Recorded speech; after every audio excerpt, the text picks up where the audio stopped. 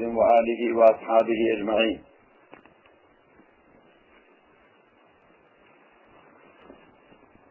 Faraiz of Taymmum. What is farz in Taymmum? As we talk and spoke about faraiz in wudu and faraiz in ghusl, same is the case of faraiz in Taymmum. If somebody will miss any one of these faraiz or mandatory practices, so his Taymmum will not be okay and he cannot pray with. Like as if somebody will miss any farz of his wudu, even one of those faraiz, so he cannot pray with because his wudu is not okay.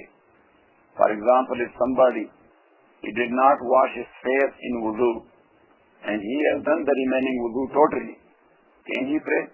No, because his wudu is not done. So same is the case of Tayammum. If a farida or a farz is missed in Tayammum, so actually Tayammum is not done. So he cannot perform any prayer or any ibadah with same like Tayammum. According to Hanafi school of jurisprudence, these are only two. And in brief we can say intention, number one. And number two hits, darba. Like this.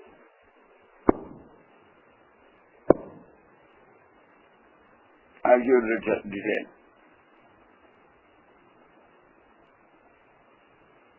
And these are 4 or 5 according to other 3 schools of jurisprudence.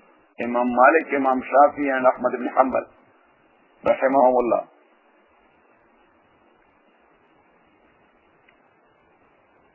So we will start with the intention or niyat.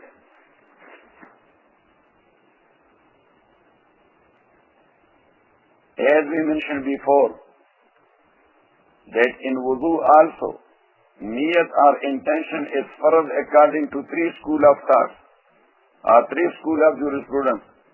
Imam Malik, Shafi and Ahmad rahimahumullah, they are of the view, if somebody, he did not make intention for wudu, and even though his total body being washed, he cannot pray with. So for example, if somebody became wet totally, yes, in rainwater, or in swimming pool, or in a river, or in ocean, so according to Abu Hanifa, he can pray with, because his body is automatically and practically washed. So his wudu is done.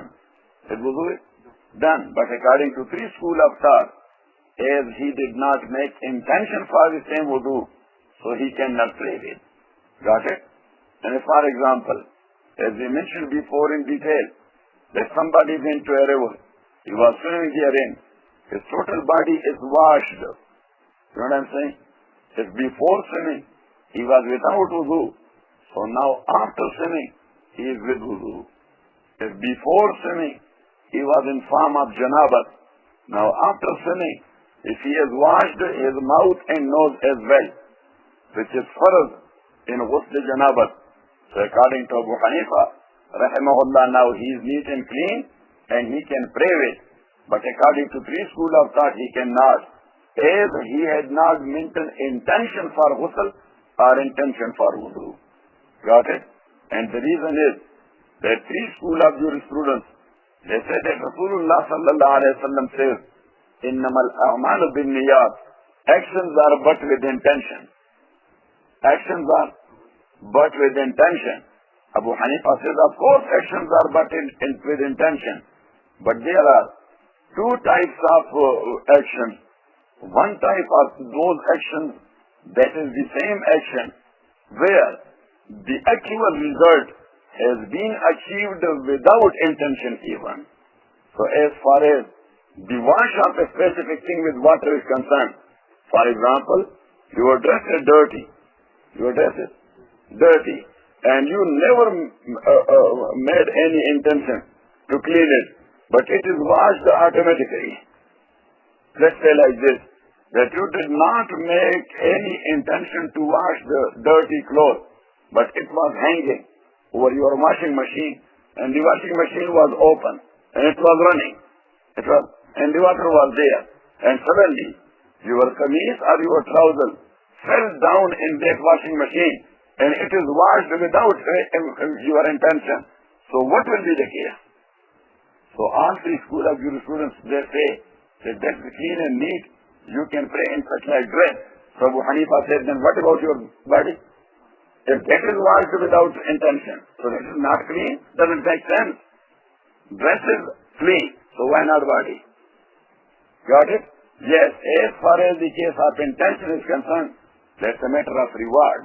That's a matter of reward. If you will make intention, you would be rewarded for that intention. So that's why Abu Hanifa says, this, for ghusl and wudu both, intention is sunnah. Intention is sunnah. But three schools of jurisprudence, they are of the view that that is farz and mandatory. As far as the case of Taymmum is concerned, so according to all four schools, the intention is farz. Here there is no difference. Abu Hanifa says as well that intention for Taymmum is farz. And same is the case of other three imams. And the reason is known, because water itself does not need any intention for cleanliness. If you made intention or you did not, but you used water, what will be the result? Cleanliness. But as far as the case of intention is concerned, dirt or dust by nature is not a cleaner. You should write it. Dust or dirt itself is not a water itself naturally is cleaner. But dirt and dust is not cleaner. But it will dirtify you extra. If you will put dirt on your face, so what will happen? Clean or dirty? You know what I'm saying? So naturally, it is not a cleaner. That's why you need an intention to make it a cleaner.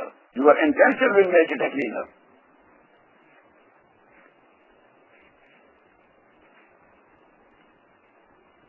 Now what should be the intention in the time of Taymmum? According to Abu Hanifa, rahimahullah, intention for Taymmum is okay for every type of prayer or every type of worship. Look, you made intention. Nawaitu ana tayammum. I intend to make tayammum. One.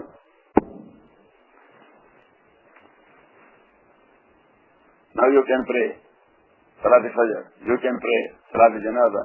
You can do Siddah Tilawat. You can recite Holy Quran. You can touch Holy Quran with the same cleanliness. Yes, even though you made intention for tayammum only and nothing else. But according to Imam Malik,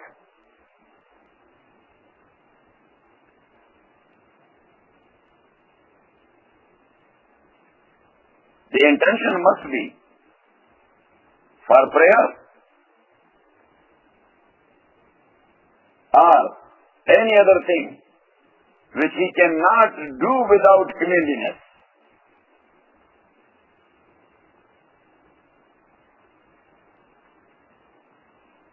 Or at least he has to make intention for farz tayammum. At least he has to make intention for farz tayammum.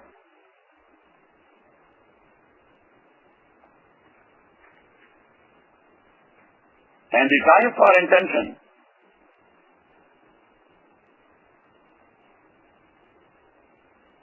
is when he is touching his face. When he is touching.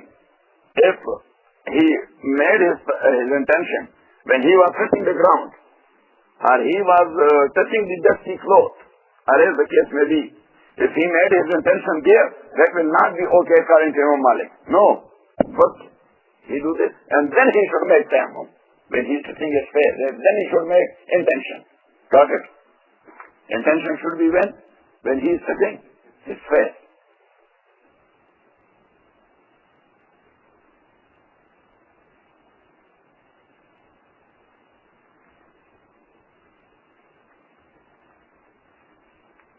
And this intention for Farz Tayammum will work for ghusl as well. If he needed, he was in form of janaba and he was in need of ghusl. So when he made intention for Farz Tayammum, it will work for ghusl as well. It will work for ghusl as well.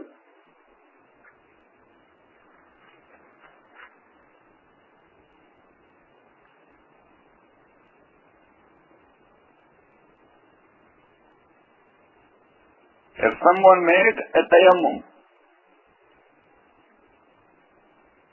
with the intention of prayer, should write it. Later on you will think about that. Because fiqh is such a case where you have to write, later on you will study and you will think. If somebody made a tayammum with the intention of prayer,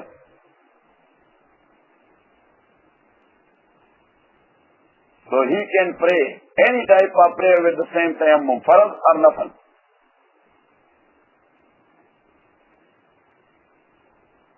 This is number one, according to Imam Malik. Number two, if someone made intention of tayammum for farz prayer, the first thing is for prayer. Now, for farz prayer, so he can pray with the same tayammum nafal as well.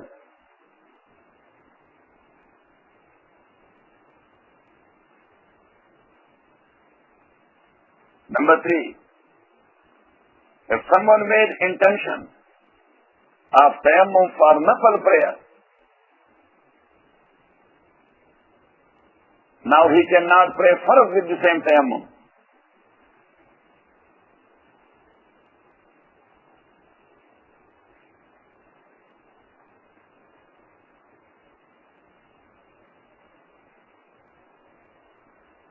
Imam Shafi says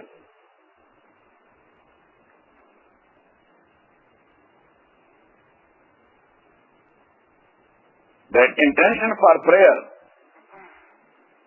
or something like that. Something like that means something which is farz. Something like that means something where cleanliness is farz, prerequisite. That is a must.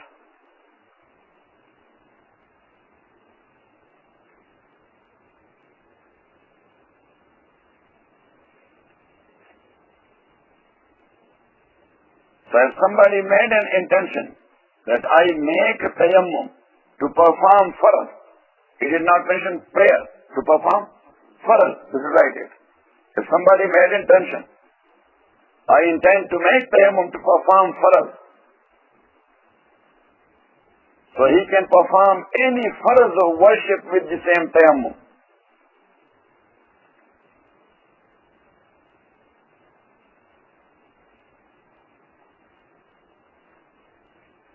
Imam Ahmad says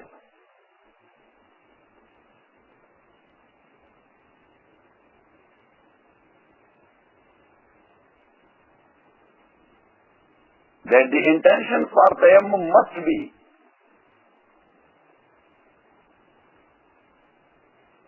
for making certain things permissible. For making certain things permissible where tahara or cleanliness is needed.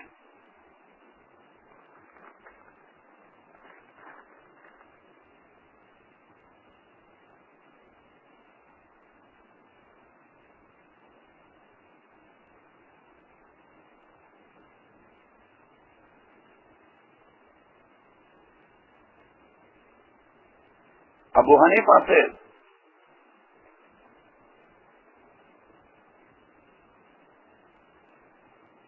that one can intend either of these following three, either of or any of these following three. Number one, cleanliness from hadath, H-A-D-A-T-H. Hadath is that form of a person where he does not have wudu. That's called hadath.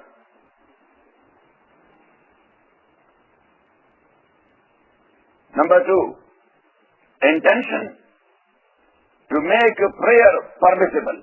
Istibahat al-salah. Somebody made an intention for Taymmum, that I do Taymmum to make a prayer permissible.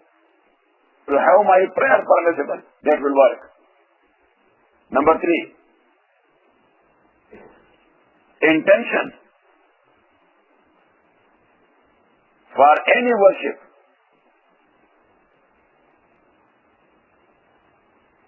where cleanliness is needed.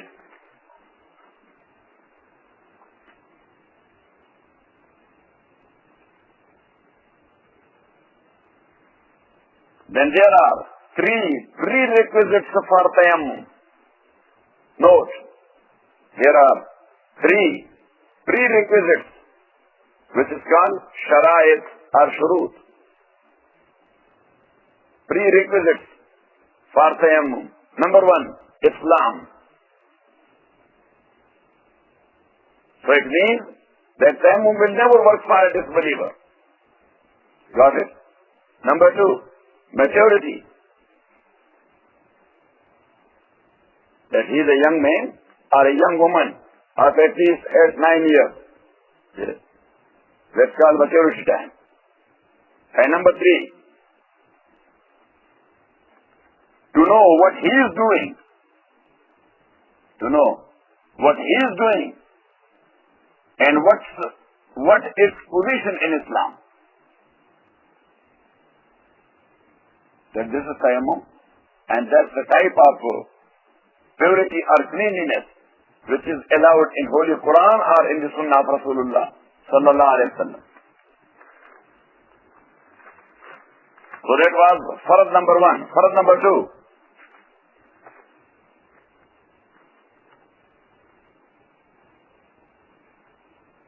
To touch the face and both hands completely with the dust, he touched it.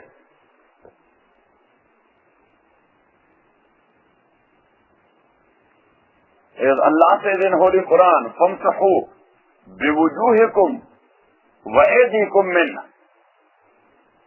فَامْسَحُوا بِوُجُوهِكُمْ وَأَيْدِيكُمْ مِنْهُ. Then touch your faces and your hands with the same dust. That's in Holy Quran. فَامْسَحُوا بِوُجُوهِكُمْ وَأَيْدِيكُمْ مِنْهُ.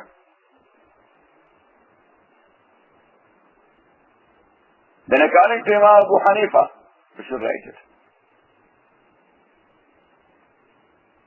The whole face must be touched, as that is the case in wudu.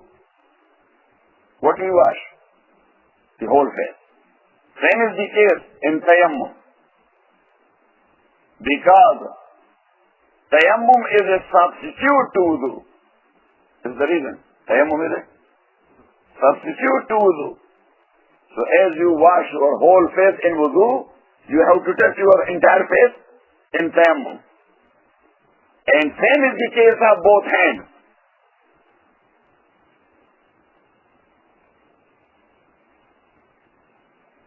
That both hands up to elbows must be touched. So write it. Look, if you are washing your hands in wudu and that proportion remain dry, your wudu is okay? No. So in the same way, you have to touch your whole forearms up to your elbows, and that is the way. Look at me. That how you will include the touch to your both forearms. نويت أن أتيمم لرفع الحدث والاستباحة الصلاة. That is number 1. Look, like this. To include your whole face. Then the second zarba. Look at me. You put these 3 fingers over these 3 fingers. Yes. So yes. These 3 fingers over these 3 fingers. Yes, take it like this. So 3 fingers. Got it? Beneath your elbow. From the other side, these 2 fingers and your palms, still these are protected, never been touched. So from this side, you will do it like this. Look, your palm and your both fingers, it is touching the inside of your forearm, like this. So nothing will remain. 100% it has been touched. Once again, look. 3 fingers over 3 fingers. Got it? You take it like this. On the back of your forearm. Got it? Here from the remaining 2 fingers. The index finger and the thumb and the palm. These are protected. It has not been touched. So from this side, the inner side of your forearm, like this. Try to touch your both finger and your palm. Got it? Got it or not? Yes.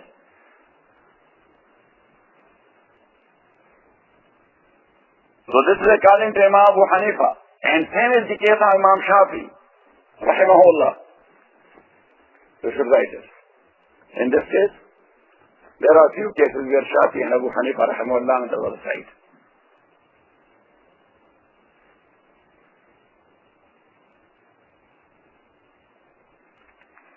And according to Imam Malik and Imam Ahmad,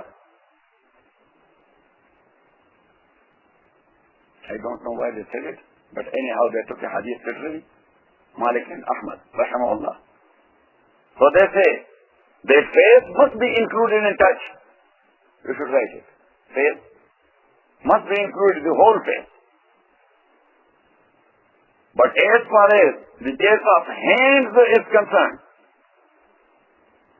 so farz is to touch the hands only up to wrists. Yes, this is the case of Imam Ahmad and Imam Malik. To touch the hands up to what? To wrists, like this. Got it? He said the remaining part, to touch it, that is sunnah. You should write it. Behind wrist, up to elbow, that is sunnah. And actually, to me that's a confusion by Imam Malik and Imam Ahmad, rahimahumullah. They would be rewarded by Allah, because Prophet ﷺ said, Al-Mujtahidu idha asaba, falahu ajran, wa idha akhta, falahu ajrun wahid. A mujtahid or imam, when he arrived at the proper point, based on his deduction, so he will be having 2 rewards. And if he made a mistake, he will be having 1 reward. So anyhow, Imam Malik and Ahmad said that farz in Taymmum is to touch your face, whole face. And number 2, to touch your hands up to wrist. As far as the case of the remaining part of the hand up to elbow is concerned, that is sunnah. They said because Ammar ibn Yasir, radiyallahu ta'ala anh, look at me first, I will relate to the story. That Umar radiyallahu ta'ala anh says that regarding deen, regarding what? And study of deen, we used to have a turn. We had to have a turn. You know, for example, today, Brother Parvez and Fahim, you will take the lambs and goats and the cattle for grazing to the pasture, and we will be attending the class of Rasulullah sallallahu alaihi wasallam. In the afternoon, when you will come back, so you can take our notes, or you can ask us that what you discussed today, what you learned from Rasulullah sallallahu alaihi wasallam. Then tomorrow, you will attend the class. We will take the goats and lambs. That was the case of Sahaba, Ridwanullahi alayhim ajma'in. That's how they preserved the deen of Rasulullah sallallahu alayhi wa sallam. So in the evening, whenever they came back, so they asked the attendees, that what you learned today? Or today we were talking about Taymmum. So what is said here? So they were writing it, or they were putting it on record. You know what I'm saying? So Umar and Ammar, radiyallahu ta'ala anhuma, who?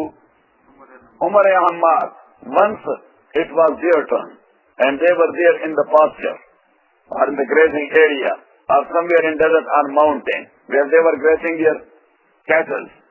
So, at midday, they were taking rest under trees, and both of them, they were sleeping there. Both of them?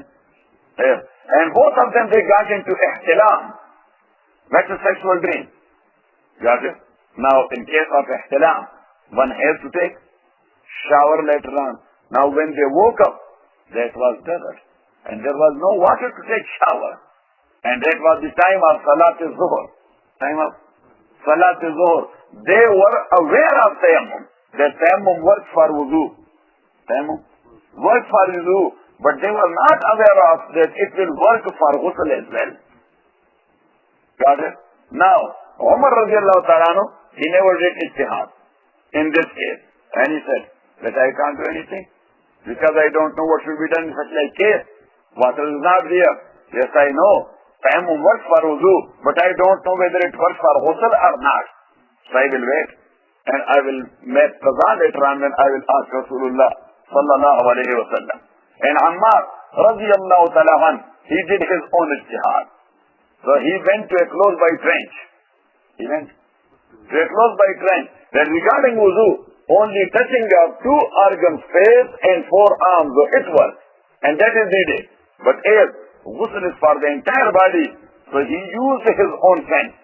So he went to a trench, he took off his dress, you understand? Yes, and he was turning around in the dust. Now that one, got it? He was making this type of tayammum. And he made it, and then he prayed. He made it, and then he prayed. When they came back, so both of them, they related the story. Umar said that I didn't do anything because I was not aware of. So Prophet ﷺ told him that you have taken shower now. He said, yes, of course. He said, just make your qaza. And he asked Ammar, what you did? He said, sir, I performed my prayer. He said, how? So he related his whole story. Prophet ﷺ, he smiled at him. Yes. And Prophet told him, إِنَّمَا يَكْفِيكَ هَذَا. It was enough for you. So as Prophet ﷺ was indicating towards Tayammum, he was not teaching him Tayammum. This is the case. Abu Hanifa says that was an indication towards Tayammum. That was not a teaching of Tayammum. There is a big difference between indication and teaching. He was, because Tayammum was known to Ammar already. That's why he applied. You know what I'm saying? So now he was in need of only what? Indication. So Prophet ﷺ was indicated to him, and that's why Prophet did not hit it twice neither. He hit it only once. And therefrom Ahmad and Malik, they both have taken the idea that for Tayammum only one hit is enough. Is that in the case of Ammar radiallah. So Abu Hanifa says, rahimahullah, this was not the case of teaching our class. This was the case of indication. You know what I'm saying? Otherwise, the actual tayammum is known to Ammar radiallahu ta'ala. So Prophet sallallahu alayhi wa sallam did like this. Ya Ammar, innama yakfika hadha. Ammar, it was enough for you. So as Rasulullah sallallahu alayhi wa sallam hit only once, number one, he touched his face and then he touches his wrist only, not the whole forearm. So Imam Ahmad and Imam Malik, they have taken the hadith literally. You should write it. You can write the whole story because this story is very delicious. Ammar was a nice man. Got it?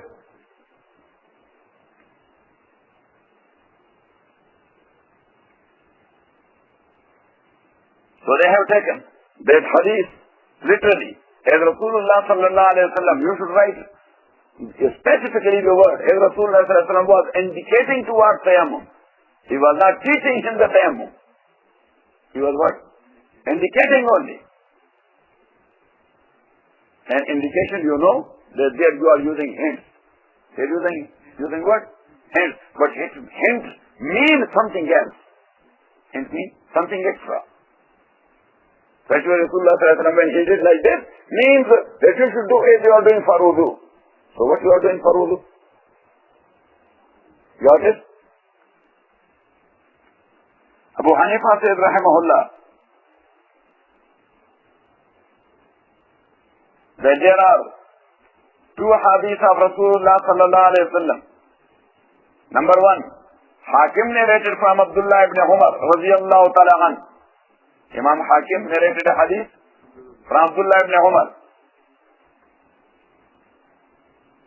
that he says, التيمم ضربتان ضربة للوجه وضربة لليدين.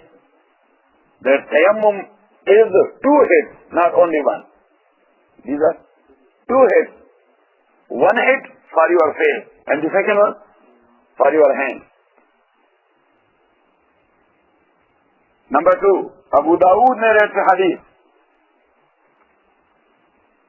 Imam Abu Dawood, he narrates a hadith where Prophet sallallahu alaihi wasallam made tayammum بضربتين مسح بإحداهما وجهه وبالأخرى يديه. Prophet sallallahu alaihi wasallam, yes, he did hit twice. He did hit twice. One for his face, another one for his hand. You should write it.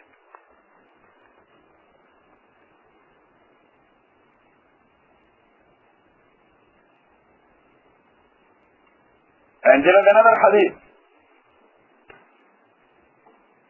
Abu Hurairah says, some people came to Rasulullah sallallahu alaihi wasallam from desert. The big ones. Who? The big ones. People of desert. And they said, إِنَّا نَكُونُ بِالرَّمَالِ ثَلَاثَةَ أَشْهُرٍ أَوْ أَرْبَعَةٍ وَيَكُونُ فِينَا الْجُنُوبُ وَالنَّفَسَاءُ وَالْحَائِضُ ولسنا نجد الماء فقال عليه السلام عليكم بالأرض ثم ضرب بيده إلى الأرض لوجهه ضربة واحدة ثم ضرب أخرى فمسح بها على يديه إلى المرفقين رواه أحمد والبيهقي. Abu Hurairah says that people from desert came to Rasulullah sallallahu alaihi wasallam and they said, "O the Messenger of Allah, we are living on sands, mean in desert, on sands, in desert for 3 or 4 months. And sometimes we do not have water to take shower with. And we are either in form of janaba, or a woman in form of menses, or in form of nifas, bleeding after childbirth. And we do need water for our ghusl. So what do we do? Water is not there. So Prophet sallallahu alaihi wasallam told them, alaykum bil ard. Alaykum bil ard. Summa daraba bi yadihi al ard. That you must be in touch with the land or with the earth. Must be in touch with the earth. Means, 1, you are okay. Your ghusl is done. Got it? So Prophet ﷺ told them, alaykum bil ard. Be in touch with the land or with the earth. ثم ضرب بيده الأرض. And then Rasulullah ﷺ showed them how to do. So he hit the earth with his hand, and he touches his face. And then another one, and he touches his hands up to elbows. You should write this hadith. Because up to elbows, that is meant.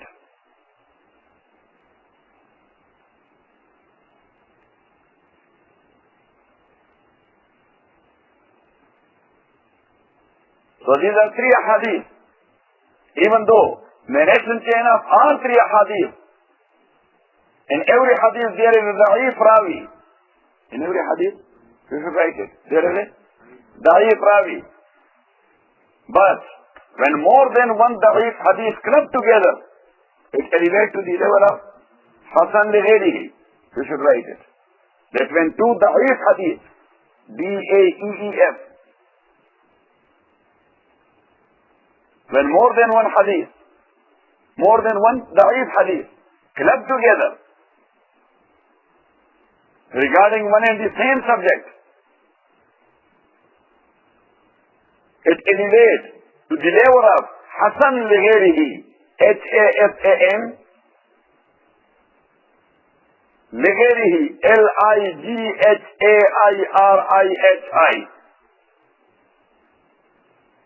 And Hasan li ghayrihi is a type of hadith maqbool. A type of hadith maqbool. Hadith maqbool, accepted hadith. Number 2, Taymmum is a substitute of wudu. Taymmum is a substitute of wudu. So if in wudu, where the natural original cleaner is used, which is water. What do you use in wudu? Water. That is natural and original cleaner. Where the natural cleaner is used, so there we are washing our hands up to elbows. So does it make sense that in substitute you should drop? In substitute you have to increase. You know what I'm saying?